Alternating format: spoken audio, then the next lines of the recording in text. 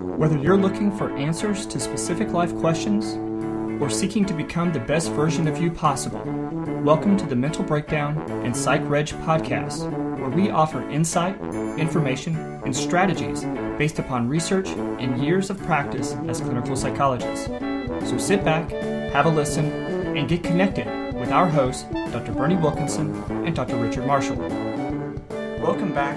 Richard, we just finished a fantastic interview. Yes, we did. With Jan Poot, I think. Van Poot. V-A-N, Van Poot. He is P-O-O-T. from the Netherlands. And, man, the work he is doing is fantastic. He has a clinic a program called the Yes We Can Youth Clinics. Right. Yes We Can Youth Clinics, but it's yeswecanclinics.com. Right. I'll have the links in the show notes and everything, but in the interview he shares his history, what led to him, he's not a mental health professional himself, as he pointed out. Even though we tried to make him one. That's right. But he just from his own experience has this affinity for working with youth and young adults, and is just driven to provide treatment for these guys. He had a personal experience that we are becoming more and more familiar with, and one of them, he's a victim of trauma. So he had the ACEs program, adverse conditions, adverse circumstances, and so he had a difficult relationship with his stepfather. Right. Slipped into drug abuse, gambling, addiction, and he talks about his personal story and how it led to his successful treatment, and then to build a program that provided that treatment for others. And it is a fascinating story. Yeah, it's great. And again, just to reiterate, the work that they're doing is just remarkable. It's just you wish that there was a way to replicate it here, but it would be so difficult. When we talk about healthcare reform, these are the kinds of things that we should be doing. Right. They can do it there because of the way their healthcare system is structured. I think Canada could probably do it. Yeah. He had his treatment in Scotland. Right. So these are all national healthcare programs where cost is less of a factor. Right. So you can do this. It's a 3-part, and you'll hear him explain it in the podcast or during the interview. It's a 3-part program. Yeah. And we just don't have the mechanisms to pay for some of those pieces. Right. Right. And I think that he was talking about it's just amazing to me. I think that the total cost is like 40,000. Well, what did he say? It was around 50,000 euros, 40-some thousand euros, roughly. Right. What would that? I don't know. It was, and so. Well, I don't know how it translates to American Well, it was about dollars. 60,000 pounds. Right. Which would be about $120,000. Right. But we spend $30,000 a month. I mean, it's far more expensive in this country than it is there. Right. Because you can send, if you send people to a traditional rehab center, you're talking about $20,000 to $30,000 a month. Yeah. Yeah. Well, he talks about. And so about the cost and about how not one person from the Netherlands, not one Dutch. There's some differences with the with international clients, but with those from the Netherlands, they don't pay a penny. Right. They don't pay a penny. So I just found it. So it's a 10-week residential program that costs 64,000 euros, 55,000 pounds. And then they have a 16,000 euro 4-week residential program. Right. And not one penny comes from the family. Right. The families don't have to pay for it. And so that includes the time that the youth or young adult spends at the facility, as well as family therapy. That's right. What I like about it is you have this very intensive but gradual residential program, inpatient, and then you have a transition program. Right. And then you have family therapy, so that they insist that the family make changes before the kids go back. Right. Now, so important. What some of you listeners will really like, it was his discussion about gaming. The second most common addiction that the youth come in with is an addiction to gaming. The first is our little friend marijuana, Mary Jane, and the second is he said it used to be marijuana, alcohol, cocaine, and gaming. Now it's marijuana, gaming, and then the others fall in after that. But he told some hair-raising stories about some kids who were addicted to gaming. Yeah. So definitely check give out us this a one. listen. He's great to talk to. He's just doing some amazing work. So, very good work.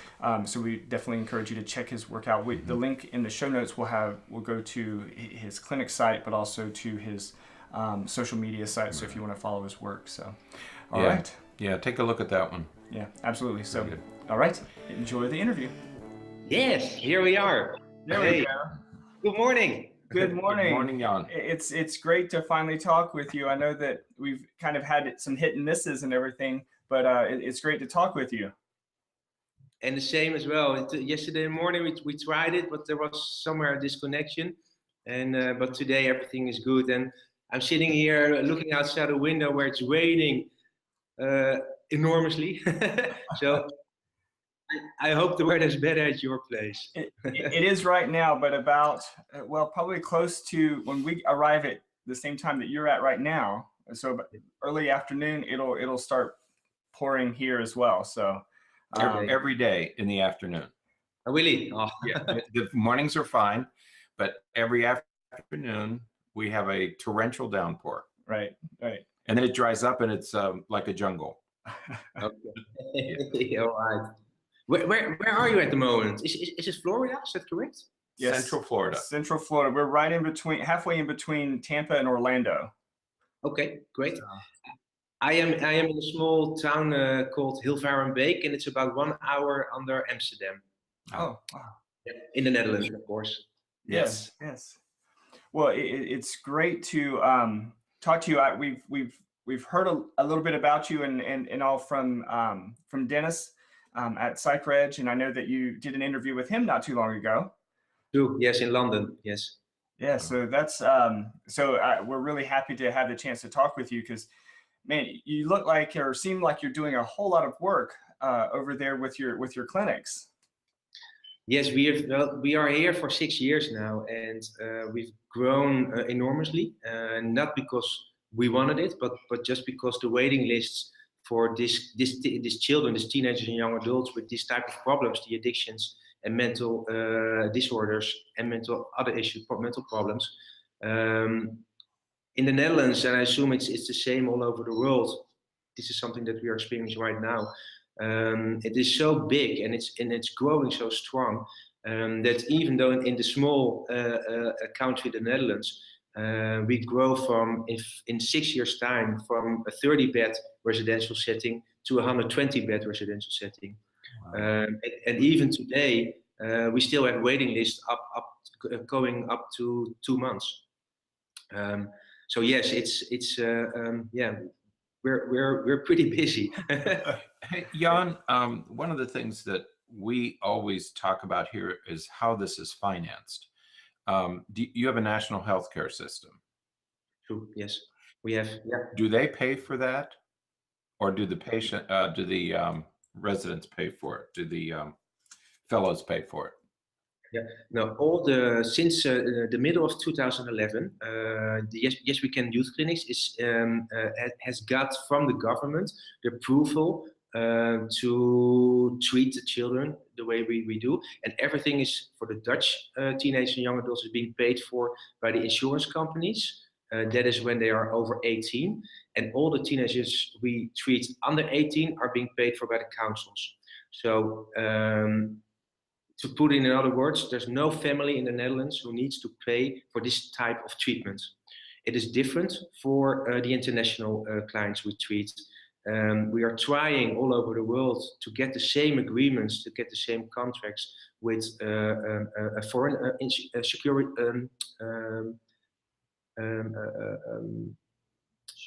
insurance companies. Sorry, but that takes a while. That is something we know. Yeah. Well, it's certainly a significant issue here in the States. I don't know how much publicity any of that gets around the world, but we've had lots of debates and issues and challenges with our own healthcare system. So it's wonderful that you're able to have that kind of support for these adolescents and even young adults, it sounds, who are struggling with some of these issues, where they don't have to worry about the financial obligations, because that can be a pretty extensive treatment. Yeah, absolutely. Yeah, but the good thing that we see now, and this is also the cooperation we have with insurance companies and the government, when we don't treat these children, what we see is that they finally end up in closed setting, in youth prisons, or even worse, staying for a long time in hospitals. Mm-hmm. And if you compare that amount of money that is being spent for, let's say, 1 year in a closed, which we call in the Netherlands a closed setting, that will cost around between 100,000 and 150,000 euros for 1 year.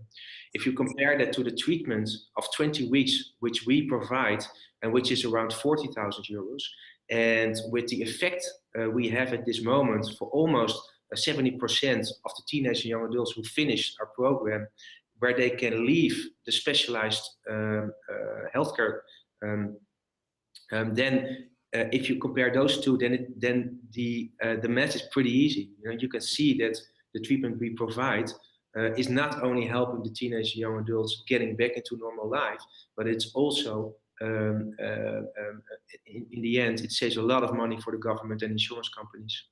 Mm-hmm. Wow, and it's great that you guys even that you're using that. I don't want to be too simplistic with it or anything like that, but it's great that you're looking at that kind of common sense decision making, because it's really challenging here in the States when we're trying to make those same kind of arguments, because the same kind of statistics exist here, where those youth who are struggling with mental health and substance abuse issues, mm-hmm. They're on a fast track to the juvenile justice system or the youth prison system, and we're not really doing a whole lot systematically to deal with that. Yeah, and that's something we see not only in you're talking about the United States, but it's also things we see encounters around us, so in Europe as well. Gladly, we also see, I don't know if you have heard about it, but if you look at Iceland, the small country Iceland, with I believe a population of 350,000 people, at this moment, for the teenagers under 16, because they spent the last 15 years, they spent so much money and energy in preventing instead of treating when the symptoms are already there.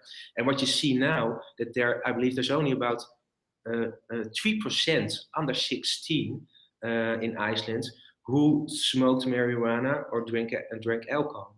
Wow. And there you can see the effect of investing 15 years for prevention, and what kind of effect it does. And I believe at this moment, too many countries are still spending all the money to the people who need it the most.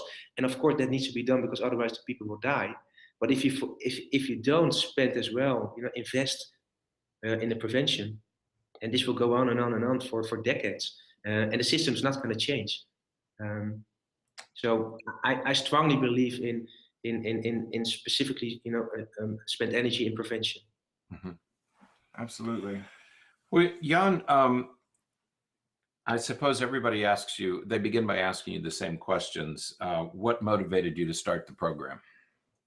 Yes. So let's begin with that one. Kind of go back. Let's go backwards now. Okay. I'll try to keep it as short as possible. And I need to give you a little bit about my own life. In the age of 12, I was living at home at my mom, and that was a pretty unhealthy situation and place for me to live in. I had a stepfather who was living there as well, alcoholic, very aggressive, and I won't get into details too much, but it was 2 to 3 years seriously hell for me and the rest of the family who was living there. When I was beginning of 13, for me it felt so unsafe, and it was so unsafe inside of my house that I decided to go out of the house. I spent most of the day on the streets, some hours at school, but this also changed very quickly when I found my solution of coping with the emotions and the feelings I try to deal with every day. The anger, the fear, the insecurities, the pain, the aggression that was inside of my head was so big that I found 2 things. And one was I found marijuana, so I didn't have to feel anymore.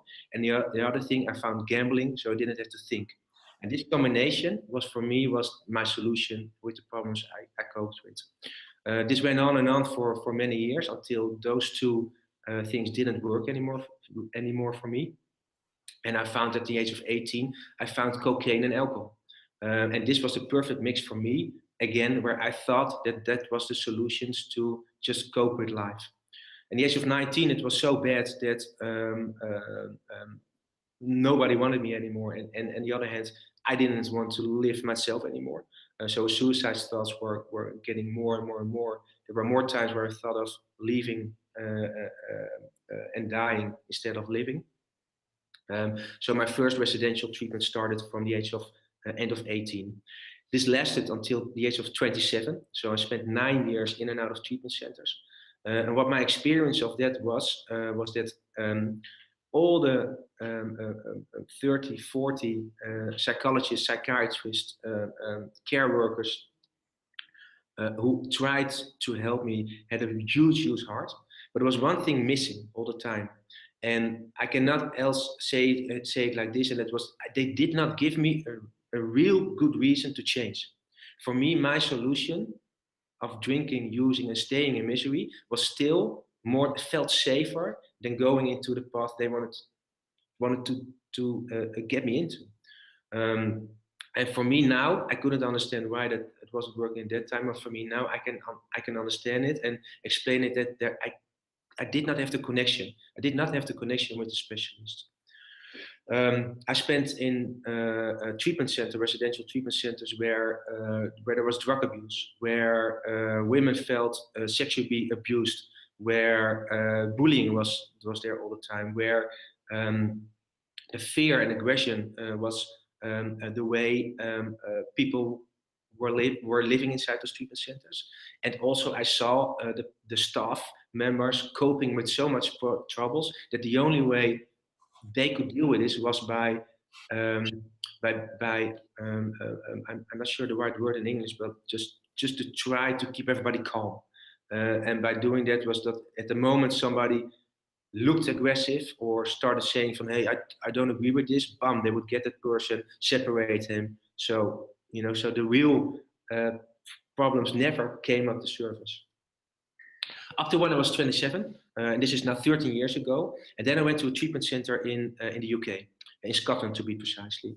And there for the first time, I got introduced to a treatment where a perfect balance of psychiatrists, psychologists, combined with experienced workers, so people who've been there themselves, the counselors, and those people, those counselors, who've been addicts themselves, who've been through hell themselves, they gave me that reason to change. They showed me that one, I'm okay, I'm absolutely a good person.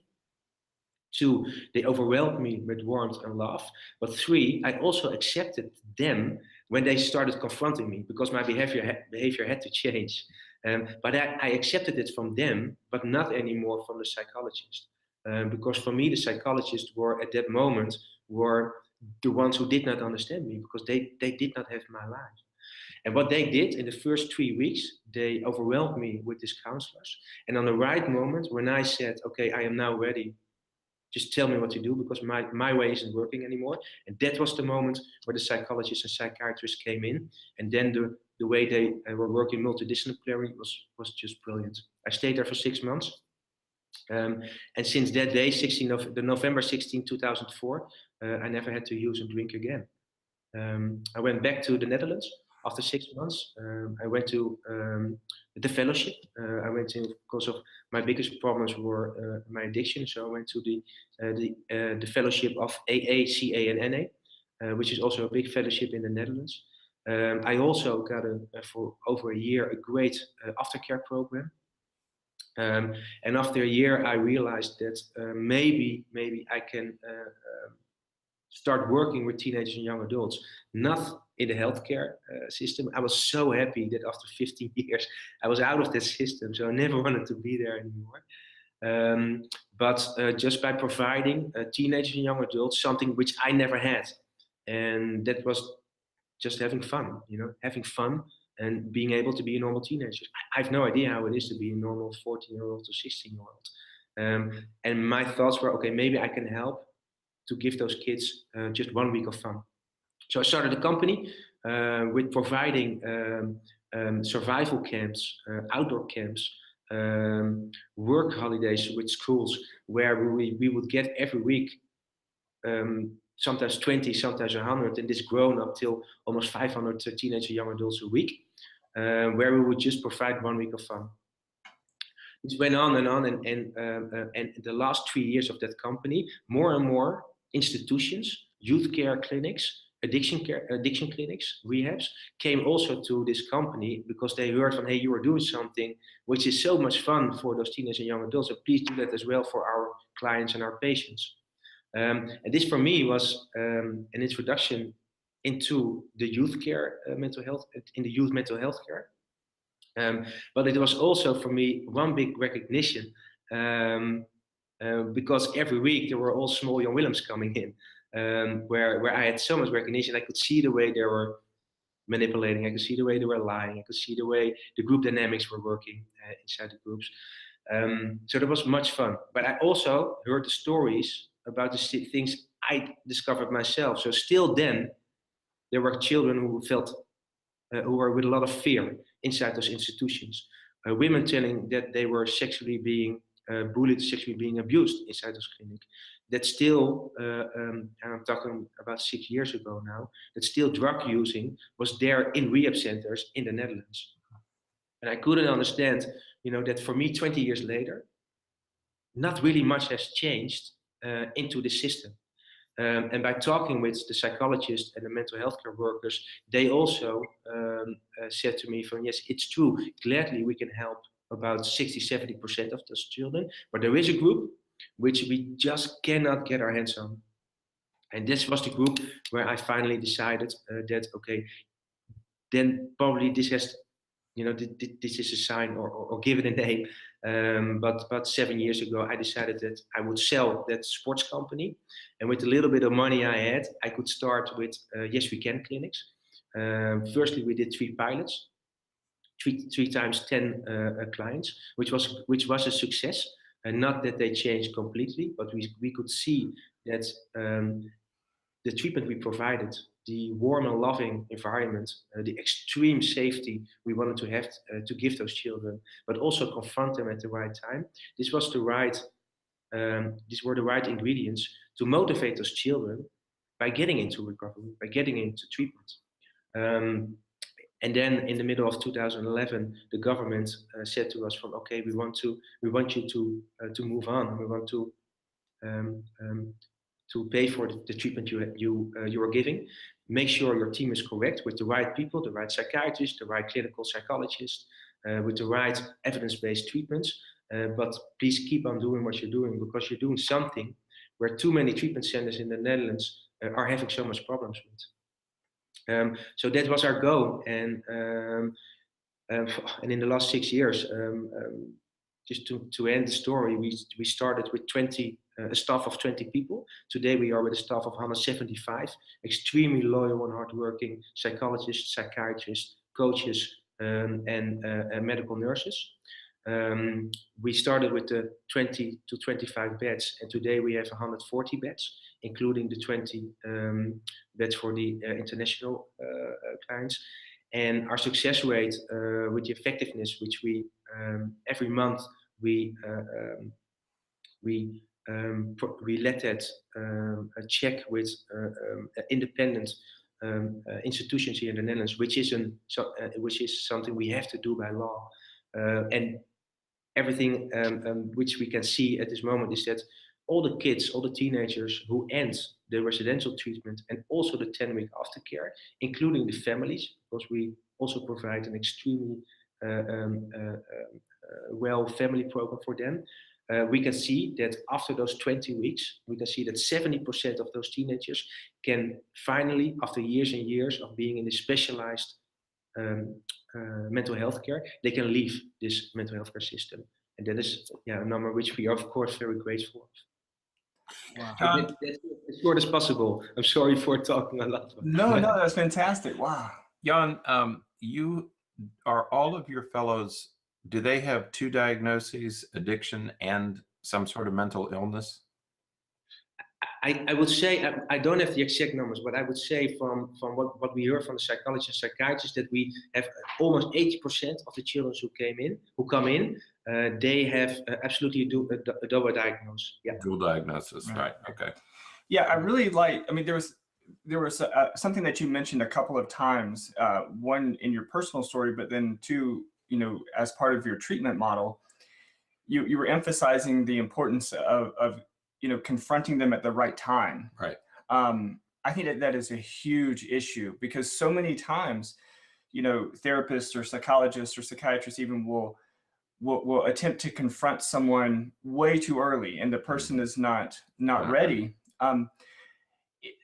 Have you been lucky with your professionals and your staff to find people who understand that and can see that, or is that something that you guys do training for when it comes to the people who provide treatment for your residents? I think that is the beauty of working with a multidisciplinary team, where also the counselors, so the experts by experience colleagues. Is that the way you use as well, the experts by experience counselors?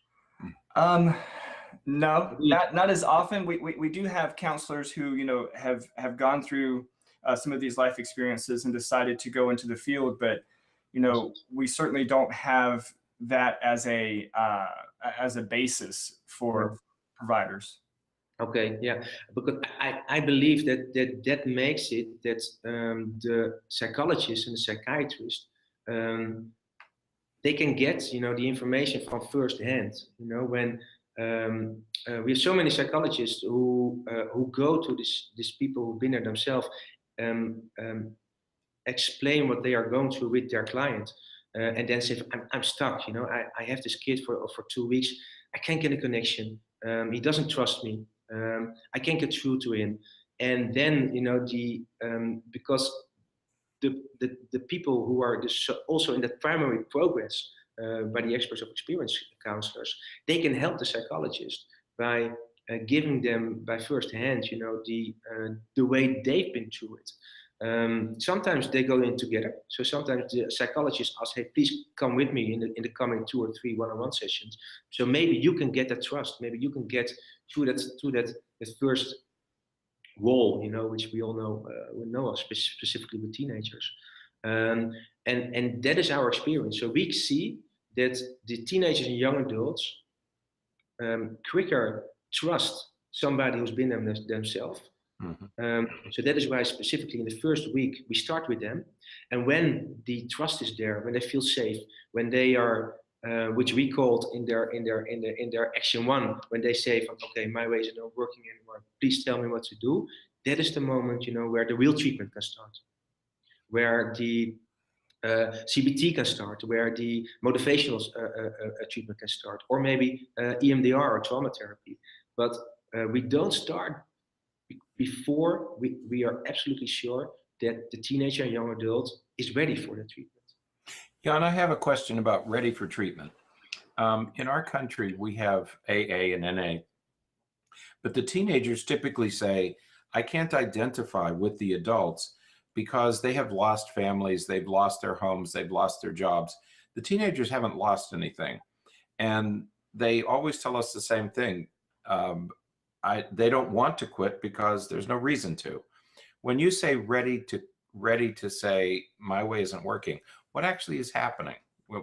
What is occurring in these teenagers that they're willing to give it up, even though they haven't lost everything. Yeah. Well, what we experience is that we also treat 14 and 15-year-old addicts. If in those first 8 weeks, when we start, hey, listen, this is a program, where the rest of your life you need to be abstinent from all alcohol, drugs, gambling, etc. You just have to look in their eyes, it's like, okay, from now on my life is hell, that's the way they think, and we understand that as well. So we don't go too quickly to that stage where we advise them, to get to the rest of the life and to live for the rest of the life an abstinent life.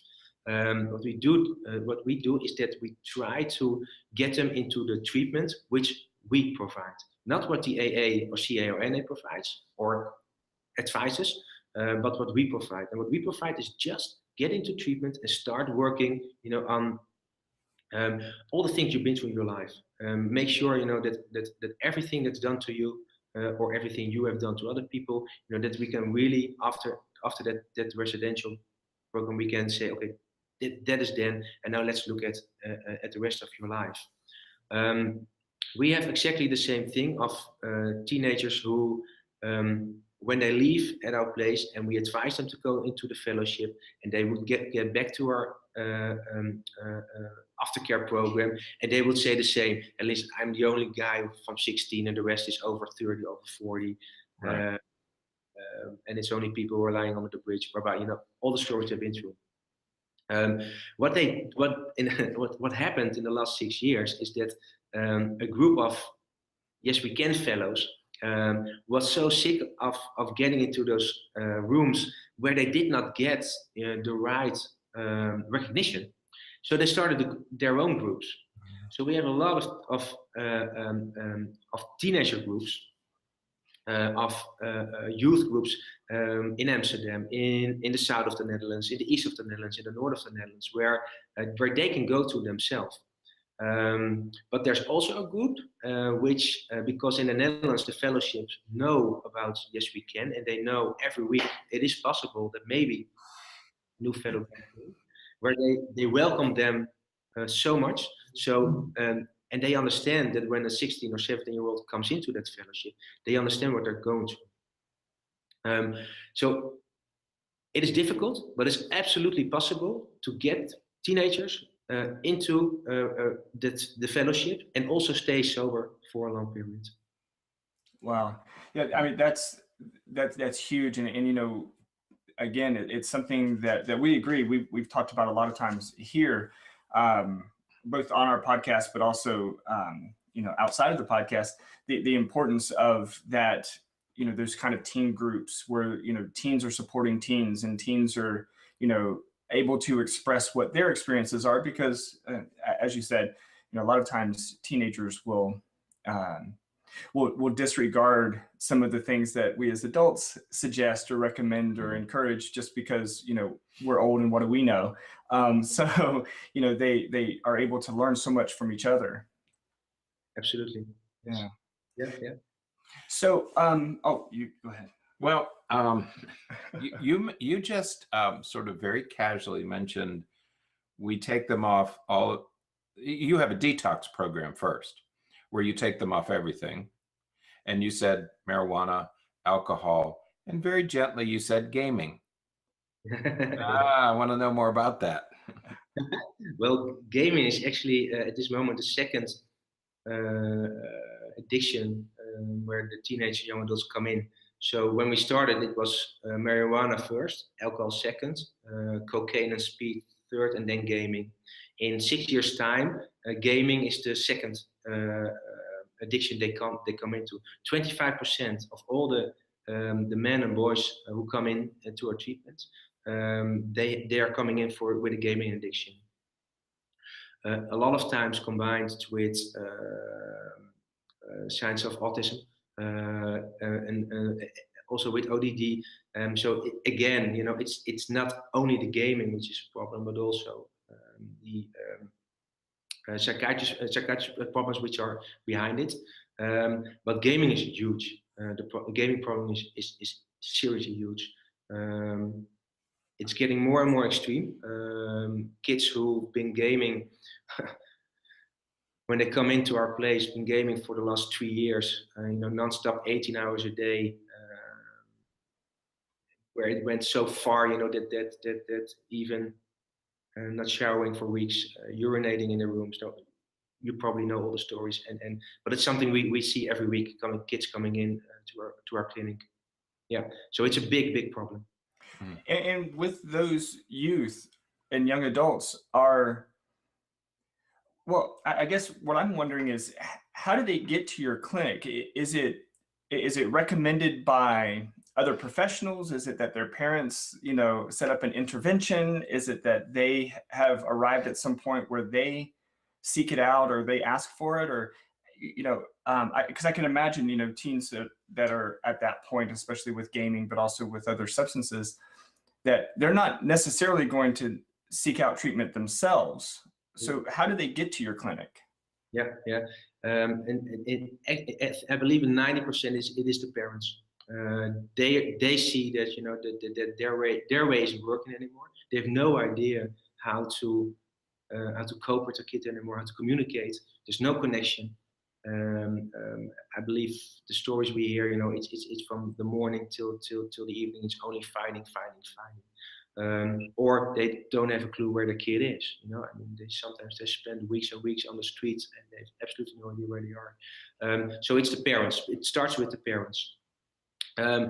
We never had one teenager who came in to our head office where the intake is, who said, "Oh, I'm so happy, please." We never had that. They did get in saying, "I'm dying," but they never came in so happy to start treating. So what happens is that when the parents call us or they get in contact with us, we help them how to motivate their kids just to get into the first talk, to get into the first intake, not to get into treatment. Treatment is later.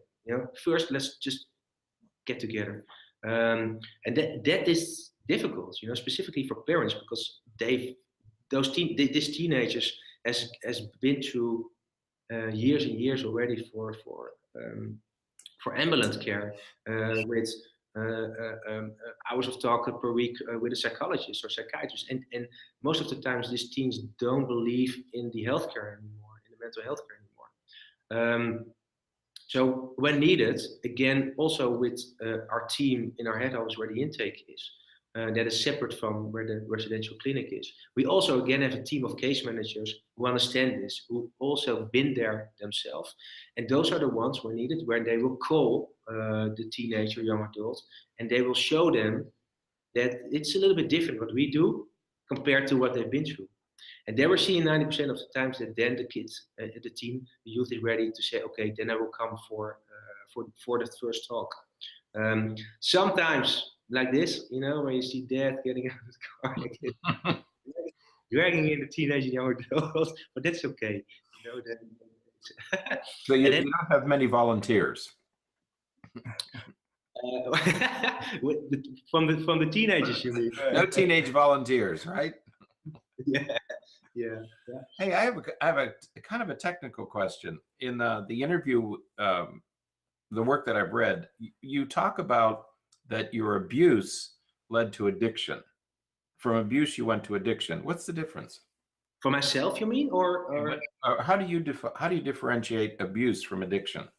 Yeah. Okay. I believe that if I look at my own life, yes.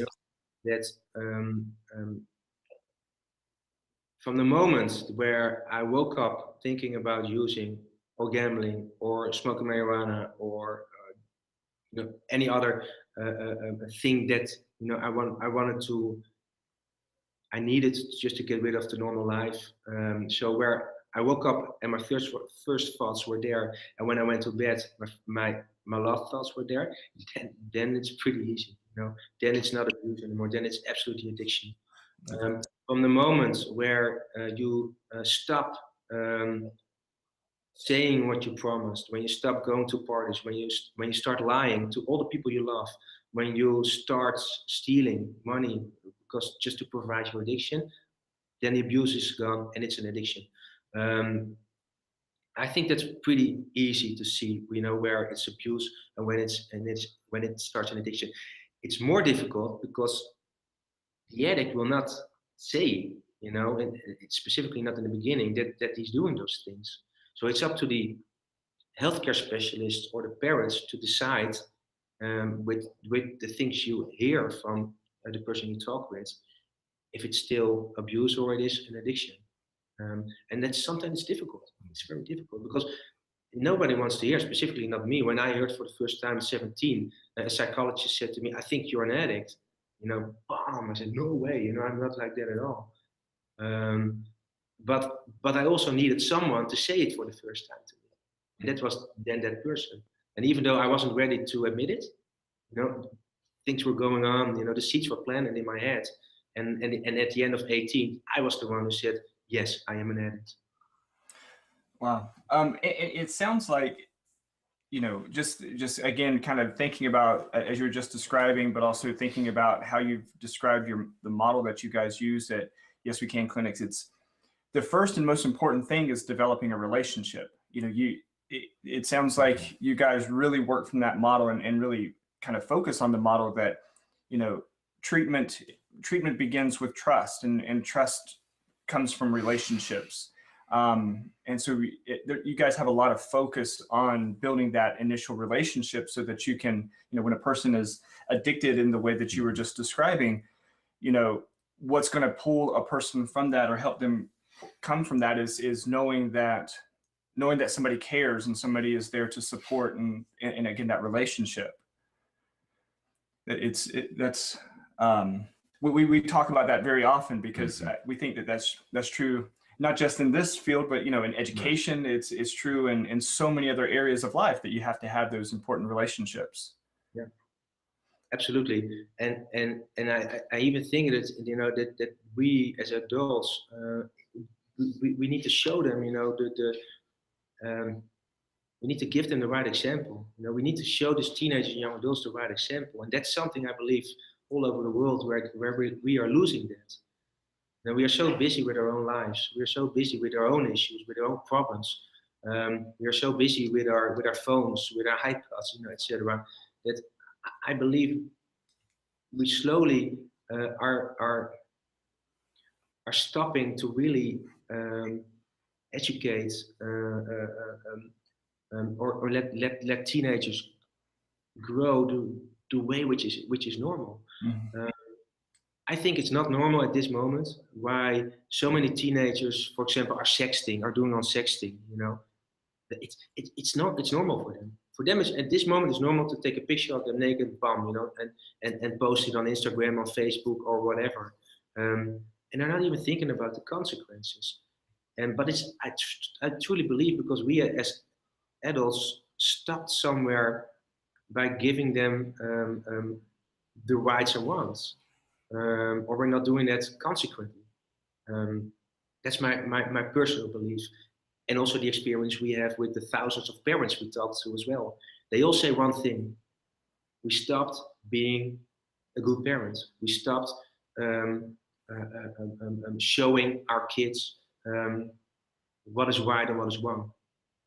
Absolutely. I mean, recognizing where they come from. The home that they come from, the culture, the family that they come from is so important. So, Jan, I want to go over one more thing. You probably already said it, but I want to make sure I understand it.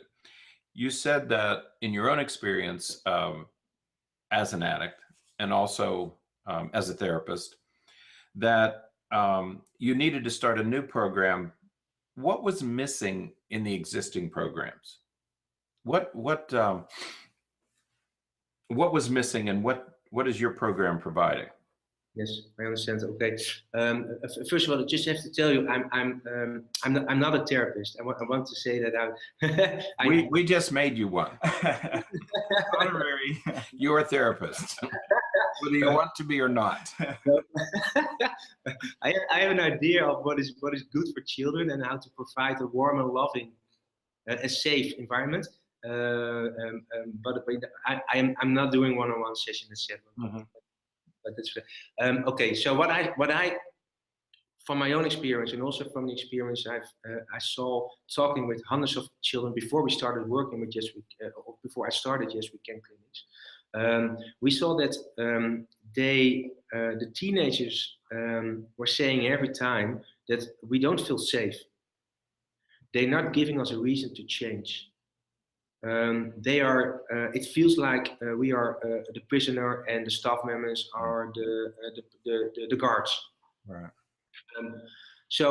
And also what I heard a lot, and I know psychologists and psychiatrists hate it when I say it, but it's the truth. They say we have constantly the feeling that the people who are sitting in front of us are just saying the things they learned from the books instead of the experience they've been to themselves. And even though I don't agree with that completely, I can relate to them, because you get to that stage where you have the feeling that everybody's only saying you have to do this or we advise you that, blah blah blah, and you get to that stage where you don't want to hear that anymore. So the difference between most of the teenage and young adults treatment centers and Yes We Can in youth clinics is absolutely the combination of working multidisciplinary with 3 teams. 1, the specialists, psychologists and psychiatrists. 2, the experts by experience counselors, the people who've been there. And 3, the 24/7,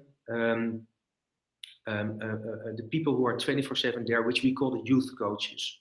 Okay. And the third one, some call it in clinics caretakers. But the third one is we have, on a group of 120 clients, we have 35 of those youth coaches in the clinic. And those are like the big brothers and sisters. Mm-hmm. Those are the ones who wake the children. Those are the ones who are there at the free time. Those are the ones who provide the sports activities. Those are the ones who, in the evening as well, provide psychoeducation. But also, those are the ones who are there in the beginning when the kid starts crying, or when the kid starts to feel scared, or when he's missing his mom or dad. And so we provide an environment where that warm and loving feeling which they ever had with their family, that's something where the youth coaches are there for these clients. So in all funds, we have, in all stages where the clients are in, we have people who are there at the right time. For example, we get a kid in, he's been sexually being abused for many years. He comes in with a cocaine addict. He's got a lot of aggression, a lot of anger inside of him. So he comes in, and we know then at that moment that in the first week, we have to be careful not to push too quickly on the buttons, because then bam, it starts exploding. So what we do, we make sure that he lands in slowly, and we make sure that one of the youth coaches who has a little bit similar life, maybe like him, or maybe has the same hobbies like, I don't know, sporting, fitnessing, kite surfing, or whatever. So they connect to each other. Mm-hmm. And then when it's this kid with so many troubles, when he starts feeling safe, then slowly we let the psychologist get in. And we try to look if, hey, is it already okay if we start talking slowly about the sexual abuse or the other traumas? And when we see, when we're going too fast, then the psychologist backs off again and gives more time at that moment for the youth coach or maybe a counselor to first again start working with the connection and the trust and the warm love. And this is something which works perfectly what we experience. We have all the teenagers 10 weeks. Sometimes we can start the treatment within a week because within a week they feel safe. Sometimes we can start the treatment in week 8. So we only have 2 weeks of treatment. But then the first 8 weeks has been just as important as the last 2 weeks with the real treatment. So that is something which I strongly believe, which we separate us from other youth care institutions.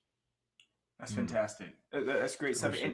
And I really like how you define the roles of everyone. It's not, you don't refer to them as patients. You refer to them as fellows, the youth and the young adults. And you refer to, you talk about professionals from experience. You're not, necessarily, you talked about them as being counselors, but they're professionals through experience, and that oftentimes that kind of terminology makes such a huge difference, because it creates a little bit more of a connection between everyone. It's not the patient and the therapist. It's the fellow and the experienced one.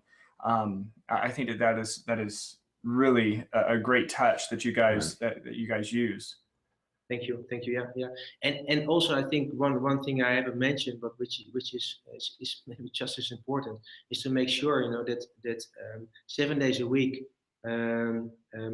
they wake up at 6:45 in the morning. They go to bed at 10:30 at night, and within all those hours, there's only 4 times 30 minutes of free time, and the rest is group sessions, one-on-one session, psychoeducation, sport activities, psychiatric consults.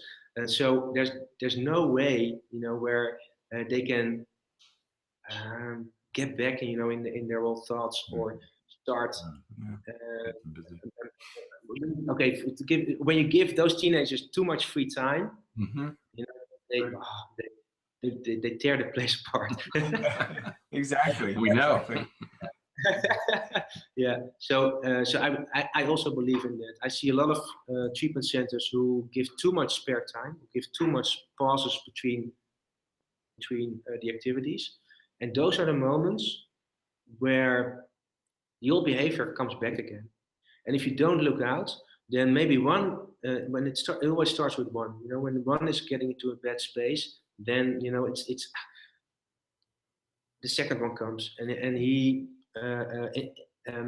affects him or her, and then the third one, and it can happen that within 1 or 2 days, when it starts with one person who is negative, then boom, within 48 hours, you maybe have 20 people who are negative. Yeah. And it is our job to make sure that the first one who is negative, that he or she gets that attention which he needs, so the other ones are not affected with that negativity.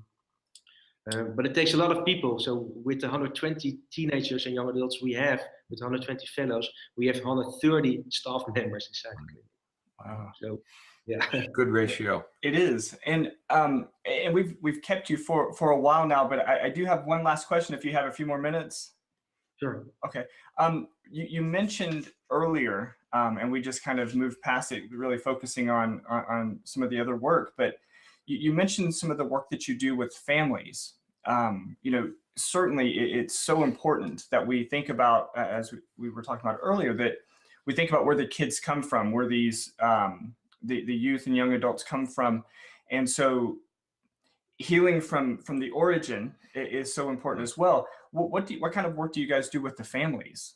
Yes, a lot.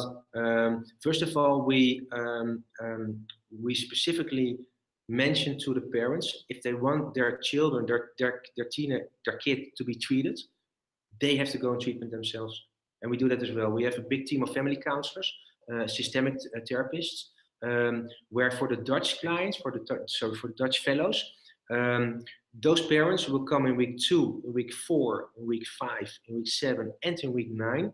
They will have 3 hours, so half a day of family therapy, without their kids, only with themselves. And what we do that in group therapy. So we have, let's say, 6 moms and dads all together in one group. And the focus there is not on their kid, no, the focus is on their behavior. And they love that. No, they don't. It's so important though. Wow. It's extremely important. They have to see what their part in this situation is. Yeah. Otherwise, it's absolutely you can give a teenager a year treatment, but if you don't treat the parents as well, it's absolutely a waste of time and a waste of money. Yeah. We strongly believe in that. So that's also why we decided from the beginning on that when mom and dad is coming into our clinic and they are saying, "Here's our kid, please fix him. We pick him up in 20 weeks." That's the moment we say, "No, we're not going to do that. Here is your kid again. Even though he needs the treatments so hard at this moment, it's not going to work. If you want the kid to be treated, you have to be treated as well." Wow, that's great. That's fantastic. Yeah, and it's absolutely needed. So I advise seriously all the people who are working with these teenage and young adults, never forget the parents. It's so important. Right. Yeah, I think that returning to a home that is just as ill as it was when the child left, only contributes to recidivism and the return to those bad behaviors or the bad habits that they had before they even had treatment. So it makes some complete sense. Yeah, absolutely. Yeah. Well, tell our listeners how they can get more information about what your work is, and Yes We Can clinics, and if they want to follow you on any social media or anything like that, how can they best follow you? Yeah, well, we so the company name is Yes We Can Youth Clinics. The website we have for all the international for all the international families, but also for all the people who are interested, is yeswecanclinics.com. There, of course, we have all the information we have. I know we are on Twitter. I know we are on Facebook, and you can find it by just searching for Yes We Can Youth Clinics. We are at this moment, specifically in Europe, at a lot of congresses. More and more gladly, we can also give presentations to multiple groups at big congresses, etc. But we try to, specifically on the social media side, so on Facebook and on Twitter, etc. We try to give all the new updates as much as possible. Well, great. Well, I'll include links to all of that in the show notes of the podcast and the videos and everything, so that folks can find it and follow your work. So, man, it's been. Did you have any other questions? No. It's been fantastic talking with you, and we'd love to talk to you more if there's anything that you have coming up or anything else that's going on.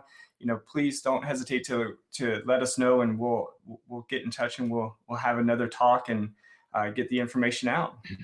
Okay, great. Thank you very much for having me, and it's been a real pleasure, and it's actually a lot of fun doing this.